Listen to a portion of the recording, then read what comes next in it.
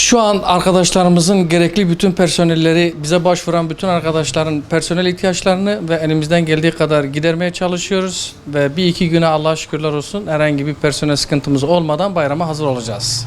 Kurban Bayramı için erkek kuaförleri onun için hazırlıklarını yapıyor. Gelen müşterilerimiz ve misafirlerimizi daha iyi ağırlayabilmek için elimizden gelen neyse yapıyor. Şu an tek eksiğimiz personel, Allah'a şükürler olsun onun da üstünden çıktık. Bizim derneğe başvuran bütün erkek kuaförü arkadaşlarımıza elimizden geldiği kadar kuaför arkadaşları da yönlendiriyoruz. Yani şu an çalışmak için elimizden geleni yapıyoruz. Tabii ister istemez kozmetik ürünlerimiz olsun, diğer kişisel havlularımız ve kişisel örtülerimiz olsun, biz onların için elimizden geleni yapıyoruz. Yani stoklarımızı stokluyoruz şu an. Yani şu an hemen hemen hepsi hazır, %90'ı hazır, %10'luk bir kısmı da personel ihtiyacından dolayı biraz sıkıntı yaşıyoruz ama onun da üstesinden çıkarız Allah'a şükürler olsun, onu da bitiririz yani.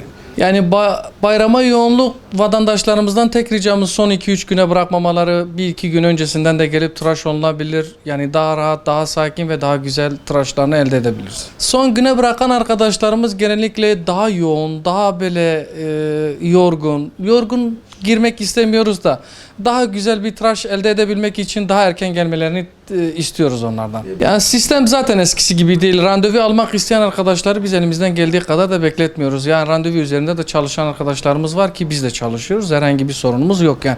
Gelen hiçbir arkadaşı elimizden geldiği kadar bekletmiyoruz ama lakin son 2 gün iş yoğunluğundan dolayı ister istemez biraz bekleme ihtimalleri oluyor. Ya en fazla maksimum 20 dakika, 25 dakika, en fazla 30 dakikadır. 30 dakikayı aşmaz yani. Randevu almazsa biraz beklemeleri uzun sürer yani 1 saat, 1,5 saati de geçer. Randevu almaları ve biraz daha erken gelmeleri iyi olur.